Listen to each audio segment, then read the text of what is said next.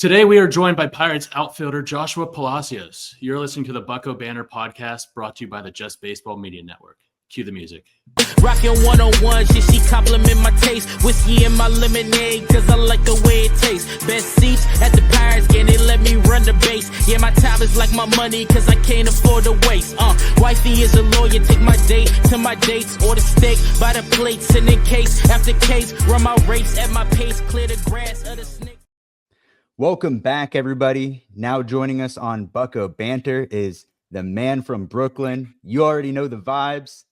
Current outfielder for the Pittsburgh Pirates, Josh Palacios. How's it going, man?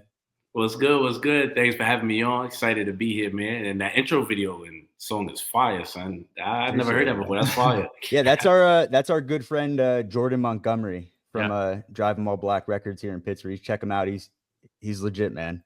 Yeah, that's fire, man. I like that. Josh, welcome on, man. It's we got to meet you at Pirates Fest, which was nice. We've been working on potentially getting together to do a podcast, so I'm glad we finally got to do this. Follow you on Instagram, man, and I feel like you're somewhere new every day. What's been going on this offseason? What have you been getting into?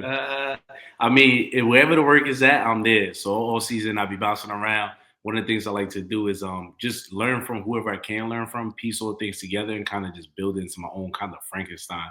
So I went all over the place this offseason. The guys just do the Bahamas Home Run Derby. That was a little more pleasure than business there.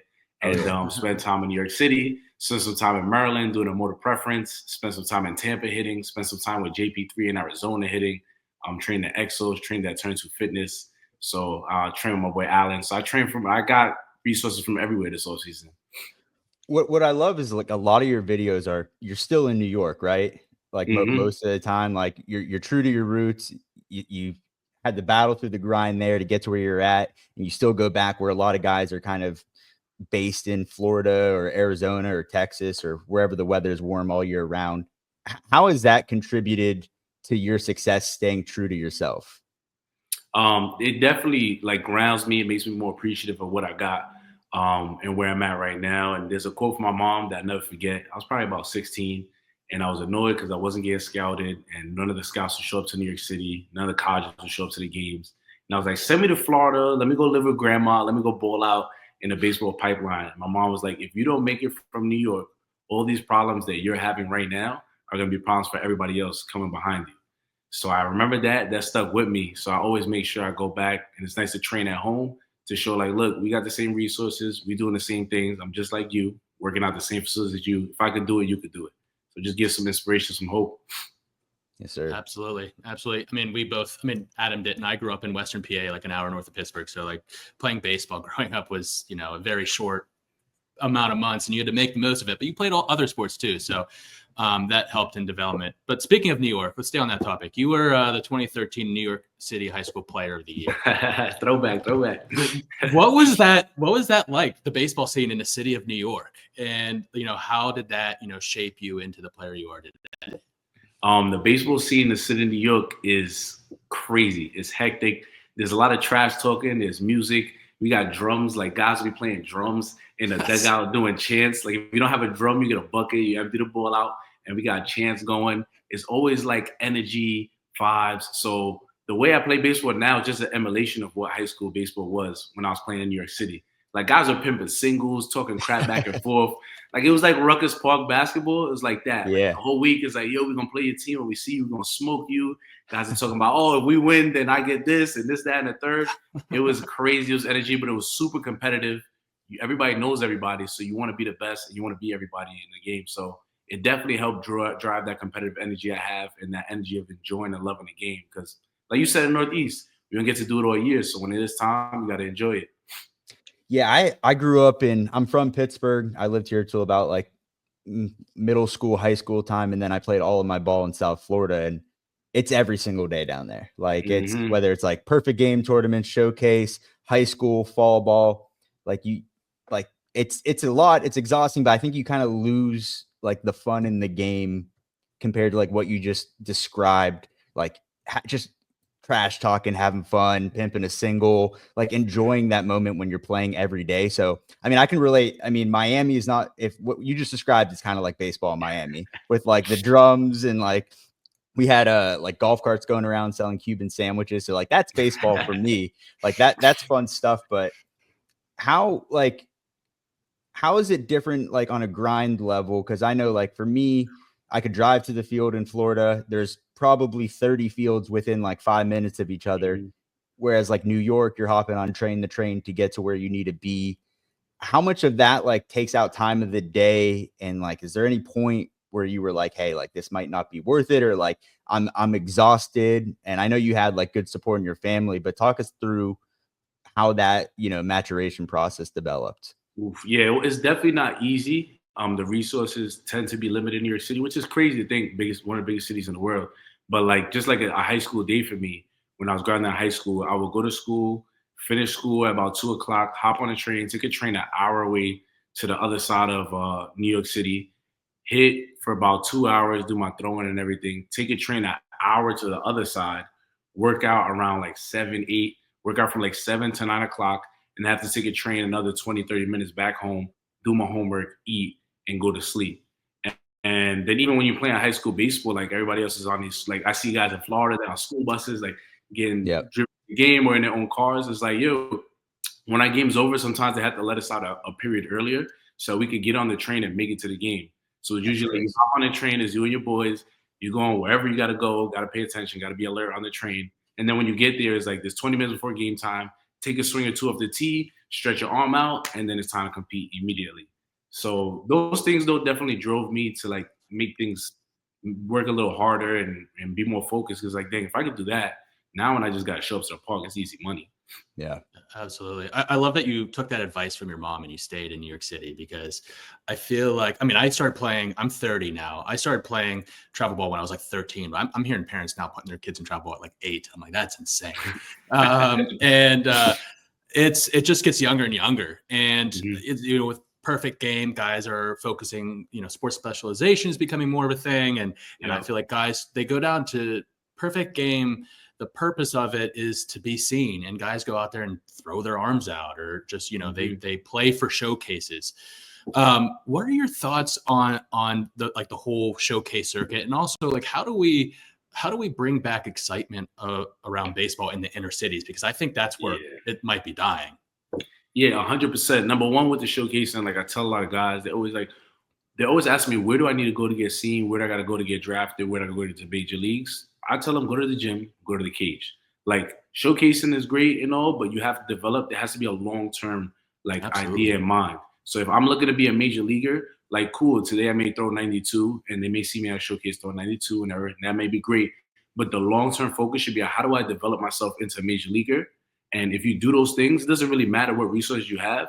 Eventually, you're going to end up in the right spot. Like I never went to perfect game, barely did any showcases. Like my team couldn't afford to do those things when I was growing up. And I'm still at where I'm at today because the focus is more on development and making myself the player, like making myself into a major leaguer versus just trying to be a showcase product. Now, don't get me wrong, there's benefits in going and getting seen, but development and being the player is more important than looking like the player. Yeah, I 100% agree. There's also a lot of people that just shouldn't be at perfect game events that are spending like thousands and thousands of dollars. You know what I mean? And I'm not saying those people aren't good, but like they might like progress a little bit more from that advice, right? Like getting in the cage, working on your craft, going to the gym instead of spending all of this money to potentially be seen when it's kind of oversaturated with a lot of people, right? Like you got like your top of the top ranked people in these tournaments, and that's who they're looking at. And then maybe if you're lucky, you get a couple looks here. And I know like getting looked at out of New York City might be kind of the same struggle, right? Like they're kind of putting you up against the competition you're going against, and they value the Florida guys, the Texas guys, the California guys over what you might be seeing, even though it's probably not the case. Like if you're good at baseball, you're good at baseball. But how did that impact you going out throughout high school? Because I've heard you talk about like losing a scholarship halfway through high school and then transferring and kind of ramping up your game. How did you get looks from colleges, and what was your thought process, about potentially either going the pro route or the college route? My goal was always to be a Major League Baseball player since I was young. So that was what I had in mind. I was blessed that my uncle did it. He got some years in the major leagues. My dad had played professional baseball. So it has somewhat of a roadmap of how I could get to pro ball. But I used the situation of scouts and colleges not coming to New York City as a chip on my shoulder and I really used it to drive me and push me. And like you said, a lot of kids make like that are in the major leagues made their team as a freshman playing on varsity. They dropped my scholarship my sophomore year. I didn't make varsity my sophomore year, and then ended up transferring to another school where I went to public school and was able to play. But those things kind of pushed me to work harder and to be more focused on what I was doing and to take it to the next level. And on top of that, which is a little weird, the scouts in colleges don't come to New York City at all. Like they have no interest in coming, which is really weird and calling out. But even the schools in New York City don't recruit the kids in New York City, which never made much sense to me. So for me and the other guys around, it was kind of like, we're going to show them that we're not just as good. We're better than all these other guys that they're going out to get.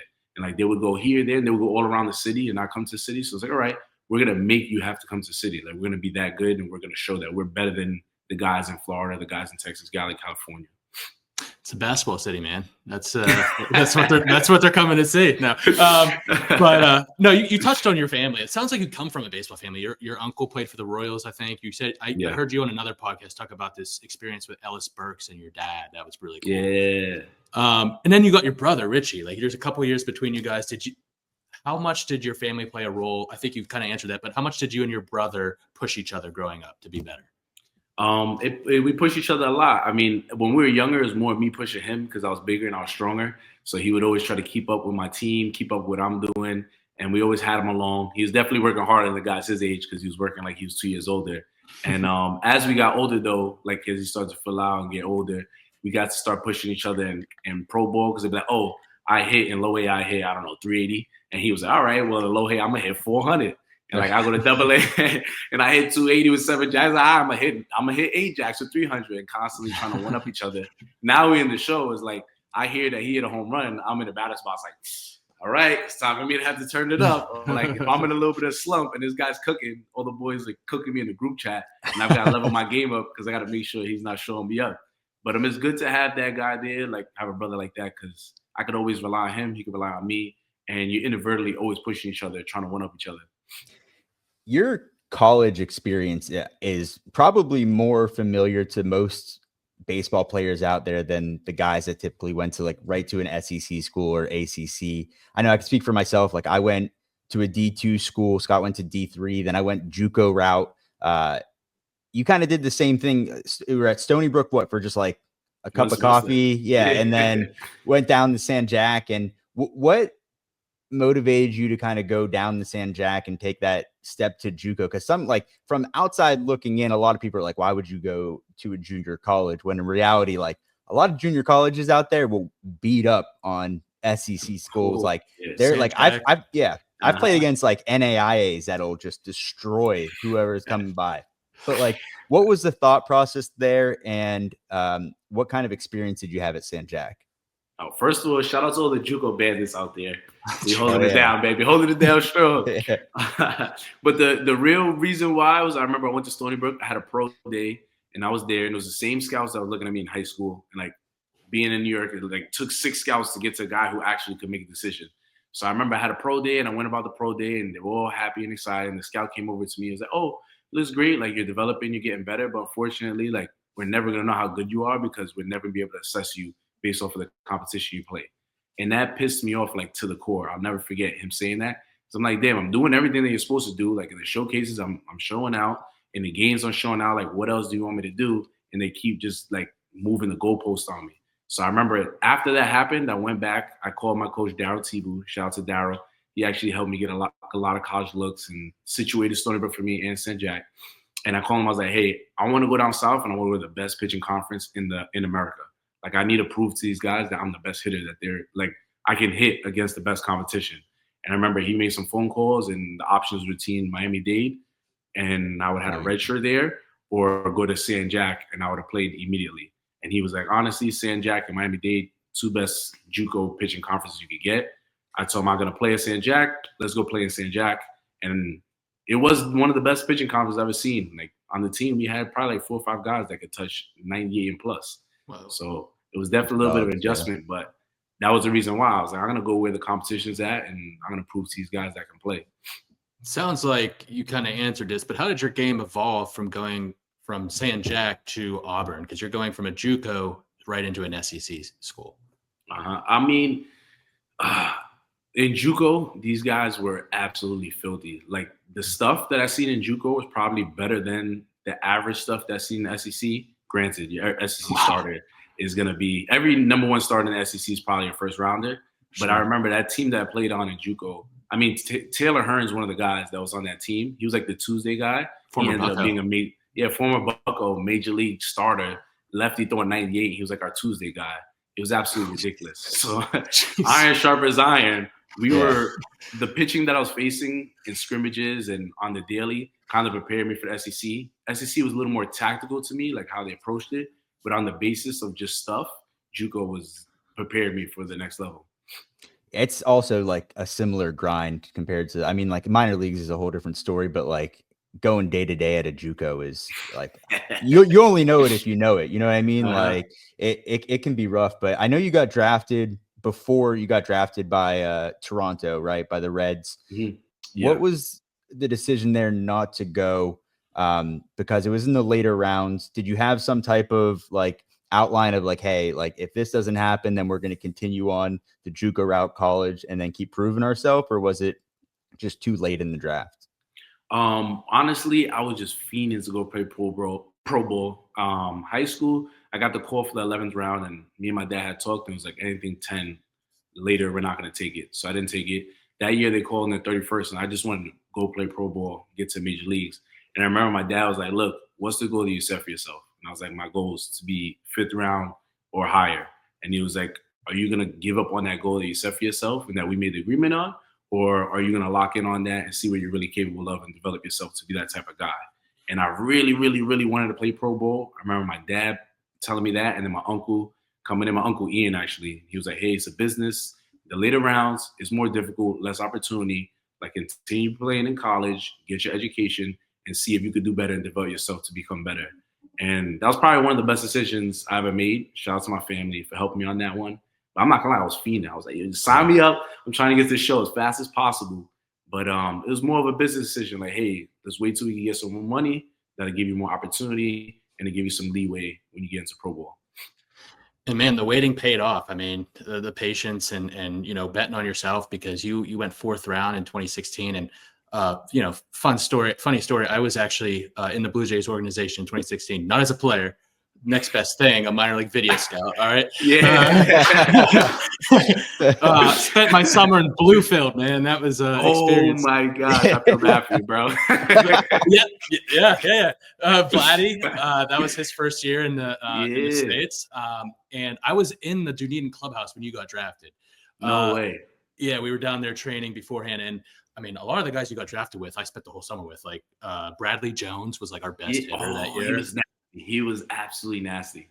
Crushed the ball. Kyle Weatherly, Ridge Smith, Angel Alicea, a couple other guys too. But you know, your top 5 picks there were TJ Zyke. He was a Pitt guy. JB Woodman, who was a pretty good outfitter. He was an SEC guy too, I think. Ole Miss. Yeah, Ole Miss. Yep. Yeah. Bo Bichette, Zach Jackson, you, and then Kevin Biggio. Like that's a crazy like top. That's wild. Yeah. Yeah. He had some squads, man. What was that draft experience like for you? Like, where were you? Like, how did you react when you got your phone call? I remember I was at my Uncle Ian's house because my family lived on the same block. So at this time he lived literally right up the street. So I'm at his house. My dad goes to work. My mom goes to work. Like, it's just me and him chilling. And my boy Mark, I don't know if he's gonna see his podcast, but he's just a family friend, was hanging out, just pulled up for a draft day just to hang out. I remember we were watching the draft, and I remember I got some phone calls. And they were talking about certain rounds and this, that, and the third. And the Blue Jays were probably the last team on the radar. Like, I didn't do a questionnaire with them. I didn't have a meeting with them. I didn't even know the scout, like anything to do with the Blue Jays. Last guys I thought. I remember getting a call from random number. I pick it up, and they're like, hey, it's Toronto Blue Jays. Like, would you take X amount of dollars in the 4th round? And I was like, yeah, I'll take that. And I remember like telling my uncle, we were all kind of excited, but it was like, all right, let me see what happens. And when the draft actually happened, I was like, yeah, let's go. Like, I was excited to play Pro Bowl. My uncle hugged me. And I remember he was like, congratulations. You're now at the bottom of the barrel. Exactly. And then my Uncle Ray called, told me the literally exact same thing. Was like, yo, congrats, kid. You're at the bottom of the barrel. You got 8 levels to go to make it to the show. So, Did you start in Vancouver? Did you start I actually started off in the GCL. Played a couple weeks there, and then after GC, I went to the Vancouver. So you had Jeremy Knight was your video scout. Yeah, that's a throwback, bro. I still keep in touch with Jeremy. Yeah, I still keep in touch with him. That's a good kid. I still got the emails on my computer from Jeremy when he sent me the videos of my horrendous clips. Yeah. It's amazing. That's awesome. I mean, like, you probably had a little bit of time to celebrate before, heading down there. But what was the biggest transition like week one, going from SEC, tore it up there to, like you said, bottom of the barrel? What was the biggest adjustment? Was it mental? Was it physical? Maybe both? I was like back to JUCO. I remember the first night we get there, JB Woodman's my roommate. We show up on one end, we get to this hotel, and we're like, all right, I'm thinking it's Pro Bowl. Like, I just got from the SEC. Like, maybe we're going to take a step up here. My dad and my uncle told me stories. But I was like, we'll see for myself. Remember getting to the room. The room was like, so it was really moist in the room. AC really didn't work. The AC is like dripping onto the floor. And we got these beds that are like blow-up beds. Like, you're supposed to put a quarter in them, but I guess they hacked it. And at 3 o'clock in the morning, like, I go to sleep. This bed's super uncomfortable. At 3 o'clock in the morning, the bed completely deflates. And so does JB's. And then all you hear is, like, when you're blowing the bed up, it's like, dang, dang, dang, dang, as loud as possible. I'm like, yo, is this what Pro Bowl is really going to be like? You literally couldn't sleep a full night without the bed deflating on you around 3 o'clock, having to wake up, turn the thing back on. And then I was like, wow, all right, we're in Pro Bowl for real. And I remember getting to the complex and just the way, the energy and everything. But Pro Bowl is cool. It's also competitive. You got a bunch of guys you've never seen before, and everybody's trying to show each other up. And then I remember Bradley Jones, his first batting practice, man. That dude hit like 16 pumps out of 16 pitches. And I was like, oh, boy, I got some work to do. There was I don't know if you heard stories about Bluefield, because there was tons of stories. If you went there, it's middle of Appalachia. It's a wild place, to say the least. But Bradley Jones, there was a park behind the field, and there was this big backdrop. It was like a big mountain. And he would be hitting balls in the trees. I mean, it's the most impressive batting practice. Like, it was, and we had Eddie Olivares too, who got hurt that year. So, but yeah, what is so you went into Vancouver, and you probably had a better experience in college and SEC ball in terms of like housing and like just like the locker rooms and all that. Would you say that was the case going from college to pro ball? Yeah, I mean, JUCO was just JUCO. SEC was like the closest. I tell people it was the closest thing that I've experienced to big leagues. Honestly, in some situations, the SEC had better resources than the major leagues. Like the cages that they got, the gyms that they got, the locker rooms they got, like decked out. Like, depending on what team you are, the SEC team may be better resources than the major leagues. Like the way you're treated. We didn't anything that was over 2.5 hours. I think we got a private jet and we just fly to the event. Like, no long bus rides. The buses, craziest thing I've ever seen. We got on a bus. The bus is like captain chairs with hardwood floors. And I was like, nah, this is ridiculous. Then you go plug your PS5 into the TV. Everybody had their own TV. It was like flat screens. Stuff that I had never seen before. And then you get back to the minor leagues, and it's like, yo, you're on these buses, playing every 3 days. You're traveling at night. Like, sometimes you're just sleeping on the bus, show up to the field and play. So it's definitely a huge disparity of like SEC to Pro Bowl.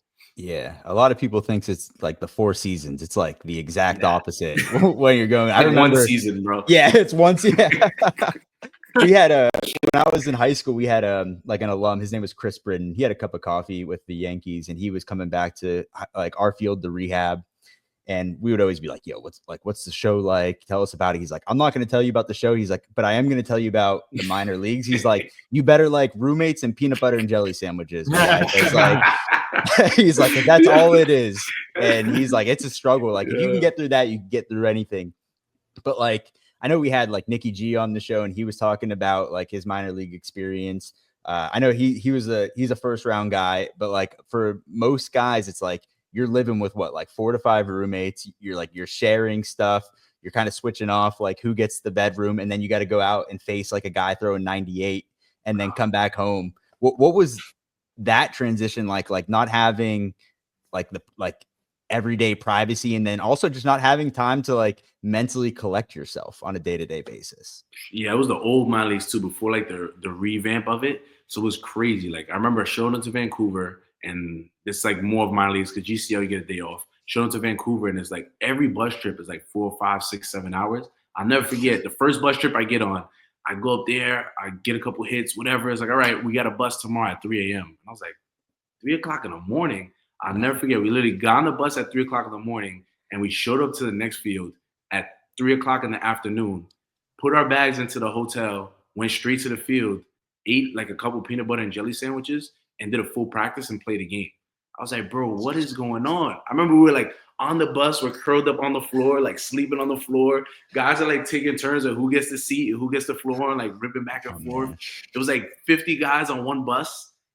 I couldn't believe like what was going on. And then every 3 days, like you just hop on a bus again. You end up somewhere in a Motel 8 and you got like $10 per diem for the day. And we're just grinding through. So like shout out to all the dudes that signed for like $10, $20, $30,000. Cause I'm pretty sure I lost money every year I was playing in the minor leagues. So for those guys, man, they were really like, they were making it happen. Cause it was wild. I gotta know if you have any Tim Raines stories, because Rock was one of my favorite human beings that I met when I was with the Blue Jays. Like whenever he came to Bluefield, we always had a fun weekend. Oh man, Tim was absolute man. I don't know if I have any stories, but just the energy of having him around. I never forget, like I was having a good weekend in Vancouver. And he was like, yo, you're a bad man, but I'm gonna make you a better man. And we would go through like,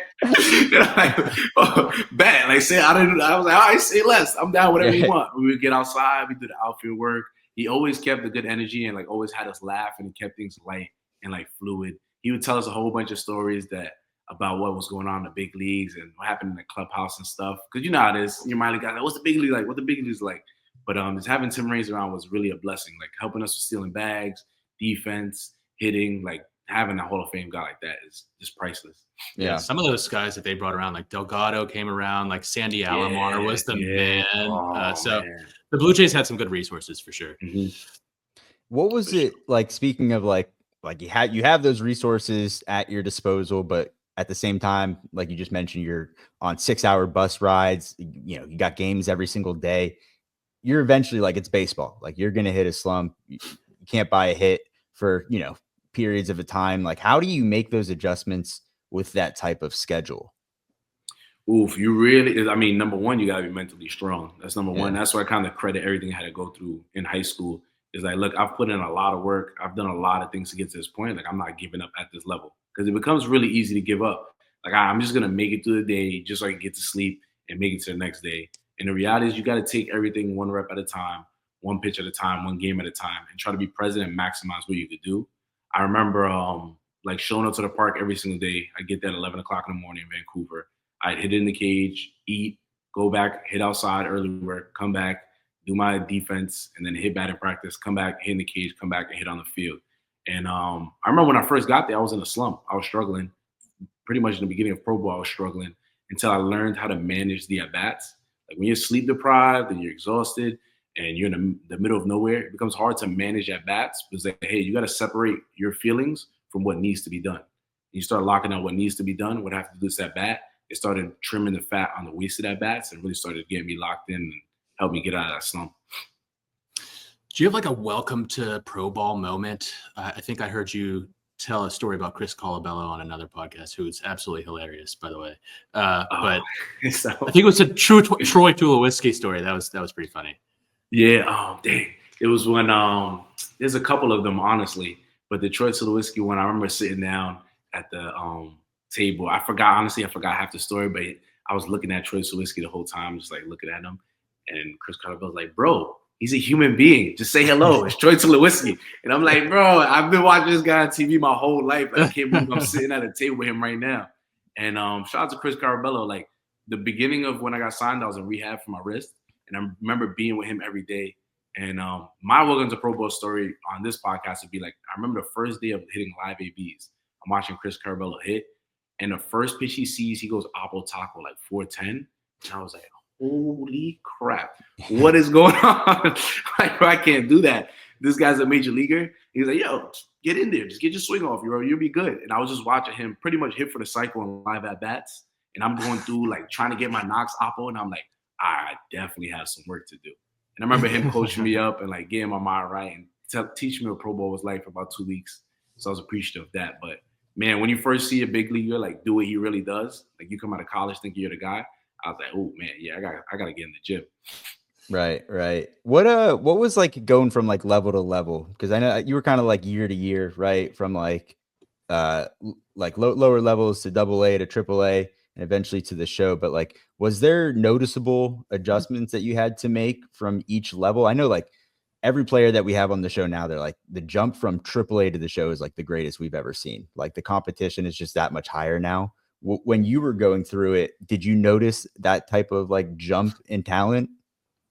Yeah, I did. It was moving it through a little slower, so I wouldn't see the crazy jump in talent. But one thing that I really realized is as I moved from about low A to high A and then high A to double A is when I really started to see the difference of pitchers being able to control their pitches a little better. So started throwing the all speed for a strike. Prior to that, you could literally just sit on the fastball, take everything else and hit. But then at those points, I started to see like, all right, they're executing the all speed. You got to have more of approach and more of a plan on what you're doing in order to be successful at those levels. And it does sometimes become daunting. Like you're at the level the whole year. I thought I was going to get called up in a year and a half. Little did I know it'd take 5 more years than that. But you have to really just focus and work your way through those levels. It's more about the development. And then the biggest thing that I had to learn was like, I can only control what I do on the field. Like I can't force anybody's hand to call me up. Like there's no timetable or nothing that I can push. It's like, look, just keep getting better on the field, develop yourself into a major leaguer, and then eventually you become one. Yeah. But I'd say now the AAA to major league jump is definitely the biggest, going back and forth consistently. But in the past, when I was coming up, it was probably like high A to double A-ish jump. Yeah. How did it feel to finally get that call to the majors, and who was the first person you told? Crazy story. I remember I showed up 5 minutes late to the all site, and my manager, Casey Candell, was in there. He's usually a pretty chill guy. He said, Palacios, get in my room right now. So I'm like, oh, man. So I'm never late. Like, that's when I'm always early, so I'm never late. So I'm like, the one day I'm late, this guy's looking for me. I'm in trouble. So I go into the room, and I'm sitting there, and I'm like, And he's just ripping me for, like, random stuff that didn't make any sense. So he's like, you're late. You run too hard to first base. I seen you yesterday, and when you were throwing the ball, I seen one ball get thrown away. This is unacceptable. So, like, I'm being respectful, but I'm like, yo, what is this guy talking about like right now? He was like, you swing too hard at the 2-0 pitch yesterday, and the 2-1 pitch, you hit it hard on the line, but you should have hit it a degree higher. And I'm like, so I'm sitting there, like, just taking my lickings, and Debo's in the corner just looking pissed, like Devon White just looking at me like this.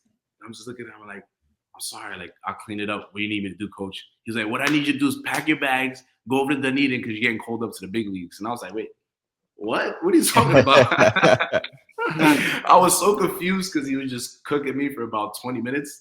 And it just literally turned into a whirlwind. I was like, oh, my gosh, I'm going to the show, and I couldn't believe it. I remember running out, trying to pack my bags. The first person I called was my dad, and I was like, I told him we made it to the show. I thanked him for everything he did because he probably put in just as much work as I put in for me to make it to the show. And then I remember calling my brother, calling my dad and my mom, I think we're together, calling my brother, calling my boy Chris. Out of all the people, my boy Chris started crying on the phone. Like, my mom was like, you better tear it up. And then I called my boy Chris, he's crying. But I remember I'm calling them, and I'm also got to be at the field like within 20 minutes. So I'm like ducking and dodging in traffic, like on the phone, trying to tell everybody I got called up. And I just made it to the field in time. That's awesome, man. That's awesome. I mean, you get to the show, and like a lot of people forget, like there's a whole business to this, right? So like Rule 5 happens, find your weight. What, you're a national for what, like 2 minutes? Yeah. Like two minutes, and then you're with the Pirates, and you know, you got some time here. I know last year you dealt with some injuries. We were looking forward to watching you play a lot. What is like this offseason been like? Has it been any different going into this year, this spring training? I know you're already down in Florida right now, but we talked a little bit earlier about like the grind, hopping from place to place just to kind of get every like little bit of type of training and like push yourself. Like, how has this offseason differed from the rest? Number one, this offseason was really, first and foremost, I was like, let me get myself as healthy as possible to be able to manage a 162 game season. So I usually get a little more violent, a little more reckless in the gym. This year was a little more toned down and focused on like, how can I be more mobile? How can I be more stable? How can my body like be able to handle the output that I want to put in? And then number two is like, I have a general idea of what I need to do. I mean, the Pirate staff has been great. They gave me guidelines like what I'm good at, what I'm not. I've learned a lot from them and got drills. So I kind of maintained those drills, and I was looking like throughout all these other resources, like different ways to hear and go about it. So I could try to incorporate what works for me and kind of build that into what I want to do next year. So it was working on some strengths, but mostly trying to patch up some of the holes that I had and get those locked in for the season and kind of understanding what the team needed from me. Josh, it seems like the Pirates have acquired a lot of players from Toronto in the past couple of years. It seems like that's been a pipeline for us. Did you have any type of relationship, just curious, with like Ben Cherington or Steve Sanders when you were with the Blue Jays? I honestly just remember Ben like being one of the front office guys. I'm gonna be honest with you. When I showed up to the Blue Jays, I'm one of those guys that have no clue who anybody is. Like I knew the players, but like some people know the GM and the front office and the baseball ops. And I remember meeting him, and I remember seeing him around a couple times and like sharing a couple comments. But I'm gonna be honest, I just thought he was a front office guy. Like I was kind of ignorance is bliss. Yeah. And then when I seen him here, I was like, "Oh, Ben! Like I remember you from the Blue Jays." Like, yeah, but didn't have much relationship with a lot of guys that were in the higher ups. You mentioned like the Pirates provided you like what you're good at, what you're not good at. And like with analytics nowadays, I'm sure like from when you entered pro ball to now, it's like night and day, right? Like all the information that's thrown at you could be overwhelming at times. Like some guys really like it. Some guys are more just like have a feel for it or just like stick to their own approach. Did the Pirates like provide you with any analytics going into the offseason? Was that more of like what they're trying to give you in order to improve your game and then you work off of that? Or is it more of it just like, hey, this is what we're seeing in your at bats. This is like what, you know, where your heat map is at right now, and like kind of work off of that. Well, they kind of is more personalized. Me, I like to get into the nitty gritty, the dirty. I like to look at my scouting reports. Like, what are the pitchers looking at for me? What am I looking at? What did I do well, and what I could work on? And we kind of just got into the details, got a little gritty with it. And I was like, all right, now that I know all this information, how can I translate this into the work that I do? And that's where, like, especially Haig showing up, me and Haig have been talking on the phone. It's been great to have him, had a prior relationship with him with the Blue Jays. But it's like, hey, these are the things that we're trying to get to, and these are ways that you can work on it. And the how is always the most important, because you can get information, like anybody can get information, but if you don't know how to get better on it, it's not going to help. And so far, the staff's been great in helping me with the how, and I can really just focus and lock in on how I'm going to go about that. Nice. So I think I can speak for all Pirates fans when I say love your energy that you bring out in the field. You know, like last year when the Pirates were going through a little bit of a slump in midsummer, we were like, we need Josh up here, right? need some pep in our step, man. Where does that passion come from? Is that, I think you've talked about your upbringing in New York City and you know, really like having that, you know, bulldog mindset, but ultimately, where does that come from? Love for the game. I think number one, growing up in New York City, we don't get to play all year round. So when you do get to play baseball, it's like a gift. It's like a blessing. Like, hey, it's for a short period of time. We're going to enjoy every bit of it that we can. And then number two is like being appreciative and having gratitude. Like right now, I'm currently living my dream. Like wanted to play in the major leagues. I wanted to play against my brother in the major leagues. Like we both want to be major leaguers, and I'm living that out now. So number one, I'm going to do everything I can to give the best that I possibly can for the team and for the fans. And then number two, I just want to be able to enjoy those moments with the guys here, because we've accomplished it. Like this has been all our dreams, and we're at the highest level. Want to just enjoy what we're doing and have fun with it. Love that. Yeah, absolutely. Want to get a little bit more before we wrap things up here. I love talking approach at the plate because everybody's different. We've talked to Nikki G, Billy Cook, and others about like maybe their first at bat compared to like how they go up there now compared to like when you're first starting. You might just be guessing like, hey, I got to get like a fastball here. Or some guys just look for spin. I could never do that personally, but what's like your overall approach? Like, are you looking for a certain pitch to hit at each at bat? Is that dependent on the scouting reports that you're getting and how your swing works? Yeah. One of the things like with my approach, one of the biggest changes from AAA to major leagues is understanding the pitcher's profile and his arm angles. It's like which angles he's throwing from. That's a big thing for me now. I used to just have the basic approach, like, oh, it's a righty. I'm just going to stay left center and just stay through the gap. And then now you got guys throwing from submarine, from sidearm, from crossfire. And I had to kind of box in the approaches for each guy. So I kind of just like, all right, if it's a crossfire, it's this. If it's a lefty, it's this. Really locking down that approach and the plan. And the biggest thing for me is understanding where I can hit the ball well and where I can't. So now when I get up there, I'm more locked in. All right, what am I looking for? What can I hit well? And letting go of the stuff that I can't. Because when I put the ball in play a lot, but we don't want to just put the ball in play. We want to do impact. So now I'm starting to look in zones, kind of tighten up what I'm looking for, and really just sell out and trust that process. Yeah. Do damage on the pitches that you're comfortable getting to. Yes. Right. Yeah. And I mean, dude, you hit the ball. hard as hell. Like the metrics are like through the roof. Like, is there anything like that you've worked on this offseason, knowing that like, hey, like I barrel a lot of things, like I can hit the ball hard? Is there something that you've been working on to either like bring that to the next level, whether it's like elevating a little bit more or just like with the bat path through the zone? Yeah, the thing has actually been bat path that I was working on the off season, because I hit the ball hard. It's more about at what angles you hit them at. And I'm not a guy to like try to force angles, but I do understand if I have a cleaner bat path, it's going to get me to more flush, like clean barrels versus hitting the ball into the ground or hitting the ball in the air. Because the less your bat path, the less room for error you have. The less room for error you have. So I've been really working that bat path. Let's get a little bit more specific on approach. You've had some big clutch at bats for us, especially in 2023 season. Is your approach any different in those high pressure situations at the end of the game when there's, in a clutch moment? Honestly, nah, same approach. I just feel like the fans, the energy, and the situation of the game helps me like relax and lock into what I'm doing. And it just reminds me of home. That's what New York City baseball used to be like chaos, loud noises, pressure, and all types of craziness going on. So when that happens, number one, I know that at bat is for the team and it's not for me. Kind of just submit to whatever the team needs from the at bat. And I go out there just focus on what's the best thing I could do for the team here in terms of having at bat. I want to have a great at bat. I'm not looking for a home run, not looking for a double. I'm not looking for things that are out of my control. I'm just looking to have a quality at bat, swing good pitches, and square the ball up, and just keeping it super simple. And usually when you keep it simple, good things happen. Yeah. Also, when you're walking up to Pop Smoke, like that's, yeah, we're setting another level. We got to work on like, there's some walkout songs, and like you have my favorite by far, but like we got, as a team, we got to like work to get the hype up a little bit. Josh, you need to work with the guys, man. Come on. We'll have some early work on woke up songs this year for sure. Woke up song got to set the vibe, man. Got to get your mind right. Got to let everybody know what time you want. Yeah, because I know like there's just like so much disparity. Like one guy will go in with like gospel music, and then Dennis Santana comes in with 21 Savage. I'm like, man, that's crazy. That's wild. But hey, to each his own, man.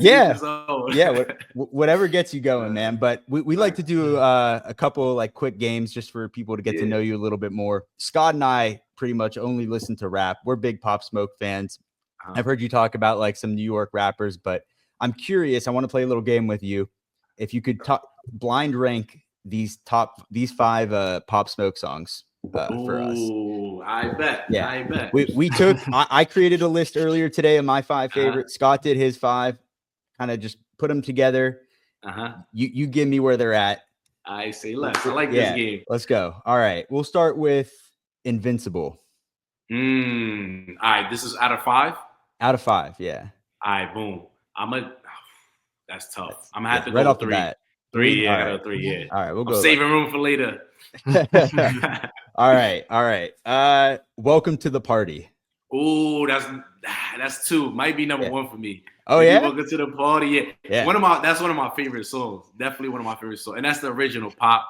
That's that's the OG Pop. Yeah. That's the OG Pop. Meet the Woo Pop. Oh yeah. All right. Double New York here. Foreigner. A Boogie with a hoodie. Yeah. Oh, that is. I'm gonna put that at 4 only because that song goes crazy. But sorry, I didn't really love A Boogie's verse on it. But that song goes absolutely nuts. Yeah. Foreigner. I love that song. All right. You might already have an idea what the last 2 are, but I'll throw this here. Dior. Number 1. Number 1. Obviously. All right. So this number 5 is Element. Oh, if I could have rewrote this, Element would have been 3. 3? Element okay. is crazy. Yeah. Push the other 2 down. Yeah, I would have pushed the other 2 down, and Element is 3. Yeah, bro.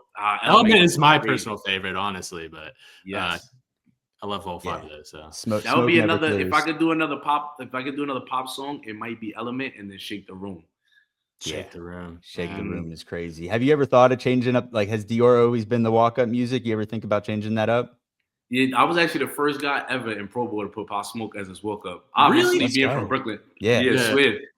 I remember I did it in 2020, right before he unfortunately got killed. Yeah. It was 2020 season. That was the first guy to walk up. Everybody, what is this? Who's this guy? It sounded mad grimy on a beat. And then fast forward 3 months and everybody's bumping Pop Smoke. Yeah. But this year I'm actually gonna add some more into this. Shout out to Chef G and Sleepy Hollow. Winter Circle, baby. Put it on, gonna have for the team, and probably everything lit as in that woke-up rotation. So I have a couple woke-ups this year. I like Sleepy Hollow. He's got a song with Doechii that I like. What's it called? Anxiety. Yeah, Anxiety. Like He got that. I mean, his new joint, Alphabet, Madness. I mean, he got hits, bro. He got hits. Yeah. Before I get into the next quick hitter, I gotta say I'm a big New York hip hop guy. So, but I'm more like '90s. I'm a Biggie guy. I hope you're a Biggie guy. You're from Brooklyn. Sure. I mean, come on, man. Like Biggie in Brooklyn. Biggie and Nas are 1A and 1B for me. So, yeah, those are two of my goats. But let's go into the next one. Favorite restaurant in Pittsburgh. Favorite restaurant in Pittsburgh, A La Familia. Oof. Okay, that's the second time we've gotten that. Crazy. Yeah. Clint Hurdle said that, I think, right? Yeah, he did. Yeah. Clint Hurdle said that on this show. They got aren't the portions there like massive? Oh, it's like New York. It's family style portions. Yeah. The pasta's crazy. The chicken there is ridiculous. Like some of the softest chicken I ever had. I love A La Familia. They listen in. Let's do a deal, man. I want to eat there for free or something. All right, yeah. We'll clip this. We'll put it out there. Maybe we'll get a sponsor for the pod too. Baseball superstition. Baseball superstition. Man, don't really have a lot. I'm not a superstitious guy, but let's see here. One thing I do like to do is I like to chew gum when I'm hitting.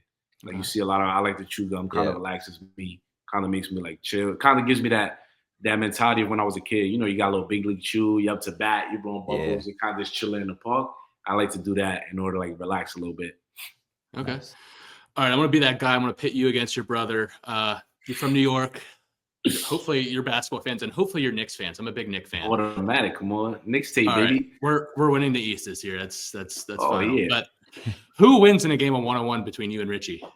Man, I'm winning. I mean, he's gonna say he has the better basketball skill, but I'm not gonna lie. My player comp was probably Dennis Rodman. So okay. Yeah, so I mean, there's gonna be no layups. So the kid's not winning because it's simply just gonna be no layups. You better be shooting like Steph Curry, or else. Play some bully ball. Let's go. Facts. Throw some elbows. Yeah. Favorite baseball movie growing up? Oh, favorite baseball movie growing up was The Sandlot. That was a classic. Watched that about 150 times. I think my mom pulled like the tape out the VCR, so I couldn't watch it again because she was tired of watching that movie. All right, last one for me. Who's the hardest pitcher you faced in your career? Those the hardest or most difficult at bat? Just most difficult at bat. Damn. I mean, I'd probably say the guy Johan Duran. That was crazy. He's throwing a 100-mile-per-hour splitter. Come on, bro, chill. Nobody should be throwing 100-mile-per-hour splitters. No. Nah, 100-mile-per-hour fastball reasonable. 100-mile-per-hour splitter, that's disrespectful. Somebody gotta stop that. I got two. I want to talk about Built Different a little bit, but my last question is: if not baseball, then what? If not baseball, I actually wanted to be a Navy SEAL. That was like the second thing I wanted to do. I mean, if I was staying in sports, I would try football, even though my dad didn't let me. Yeah. But Navy SEAL was something I was always interested in doing. Nice. And then, Built Different, you're wearing the apparel now. Yes, sir. Let's go. Represent. I mentioned when we were off the record, I bought the hat the other day. I'm waiting for it to come in. Crazy. Yeah, the hat's awesome. The shirts are great. Where did Built Different start, and like what are we building it into now? So Built Different really started. It was me, my brother, and my boy Justin. We were just talking about, we need to make a clothing brand that kind of emulates what we've been through and where we're trying to go. And when we were talking, we were like, we're talking about a mindset. And we're built different in the city. And it wasn't like built different in a sense like, I'm born a freakish athlete and I can do things that you can't. It was built different in terms of the mindset of like what you're willing to endure, what you're willing to overcome, and using obstacles as your springboards for where you want to go. So no matter what type of adversity we face or what's thrown in our way, we was going to find a way around it and use it to our benefit. And that's kind of where the whole mindset of Built Different came through. And then we were both big fans of fashion and getting everything going. Then my boy Chris P came on as well. And just being fans of fashion, it's like, boom, let's make some apparel. Let's make it swaggy. Let's keep that same energy that we got and preach a message, but also keep it like swaggy and cool how we're going about it. So that's kind of where it came from. If you had that at Auburn, you'd be rolling in that NIL money, man. Oh man, we'd have been like this. I mean, actually, if I had it at Auburn, I might have been suspended from school. But at that time, nowadays, now we'd have had the money printed out. It'd have been nice. Oh yeah. I mean, I know like you're a big fashion guy. Soho, where it's at in New York, right? Like we're going to Soho. Anytime I go to the city, I got one of my good friends lives in Midtown. We're always going to Soho. I like Aim Leon. I go there. I try and go there every single time. I feel like not a lot of people know about that. That place is great. Amelia Dion's crazy. They always got some crazy type of portion there. Like the setup in there is, I go in there for the vibes half the time. Like I already bought everything and I just walk in there for the vibes. Their vibe. Actually, they got a shout out to my boy Justin Lopez. He put me onto a May back in 2016, like way before all of this. And I remember getting one of their first hoodies. And then since then, I've been a fan. Their quality is crazy. They're unbelievable stuff.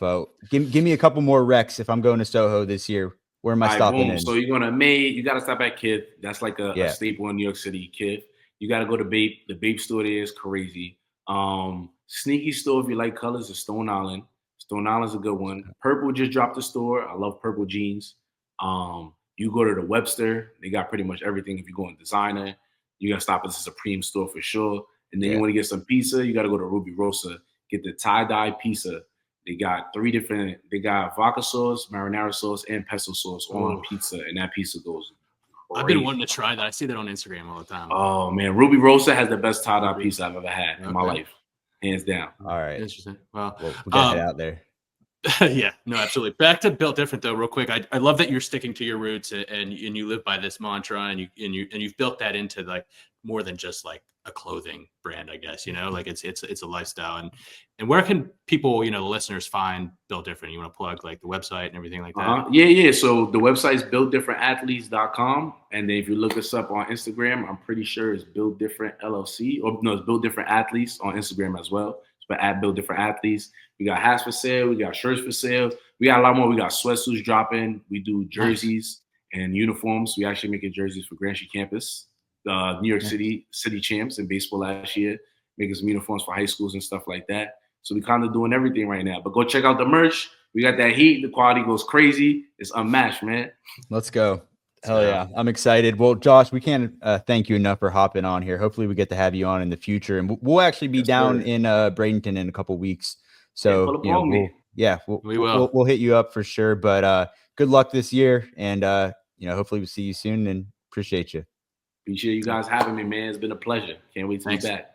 Rockin' 101, she compliment my taste. Whiskey in my lemonade, cause I like the way it tastes. Best seats at the Pirates, and they let me run the base. Yeah, my time is like my money, cause I can't afford to waste. Wifey is a lawyer, take my date to my dates. Or the steak by the plates and